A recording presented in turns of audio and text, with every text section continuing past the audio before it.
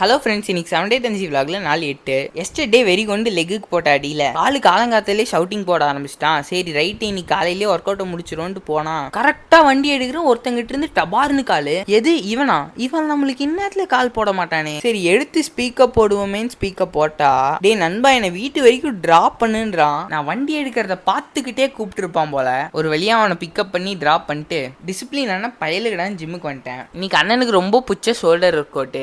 Shoulders உரண்டோசா வரணுங்கிறது அண்ணனோட main ட்ரீமே. So அதனாலேயே ஷொட்டி ஷோல்டரை பக்காவா போட்டு முடிச்சுட்டு போன்லெஸ்ஸா சிக்கனை வாங்கிட்டு வீட்டுக்கு கம்மிடு. வந்த கையோட மார்னிங் சோச்சி ஈட் பண்ணிட்டு தானு போய் எடிட்டிங் வேலையிலலாம் அண்ணன் உட்காந்துட்டேன். திடீர்னு இந்த வாட்சை நோக்கா விட்டதும் வாட்டரா திஸ் காலையிலேருந்து வெறும் 2000 ஸ்டெப்ஸ் மட்டும்தான் நடந்திருக்கமான்னு அண்ணனுக்கு ஒரே டிப்ரெஷன். சரி ஓகே, ஆல் இஸ் வெல், வாழ்க்கைனா பல அடிகள் விழதானே செய்யும் அப்படின்னு எனக்கு நானே ஒரு பெரிய பல்பா குடிச்சிட்டேன். அப்புறம் எதை பத்தியுமே யோசிக்காம இந்த படத்தை ஜாலியா வாட்சா விட்டு லீவ் டேல வீட்டு வேலை இல்லைன்னா வாட் ப்ரோ ஒரு வழியா இந்த வெசல்ஸ் கிளீன் பண்றது, வீடு கூட்டுறது எல்லாத்தையும் பண்ணிட்டு மண்டை ஹேர் இவ்வளவு வளர்ந்துருச்சே போய் கட்டிங்க போடுவோன்னு போனா கடைக்கு லீவ் விட்டாங்களாம். சரி டுமாரோ பார்த்துப்போன்னு சொல்லிட்டு வீட்டுக்கு வந்துட்டேன். அப்புறம் அப்படியே வீட்டுக்கு முன்னாடி கொஞ்ச நேரம் வாலிபால் விளையாண்டு அண்ணன் நைட் சொச்சி சாப்பிட்டு மட்டை ஆயிட்டேன். ஹெல்தியா சொச்சி சாப்பிடுங்க ஃப்ரெண்ட்ஸ்.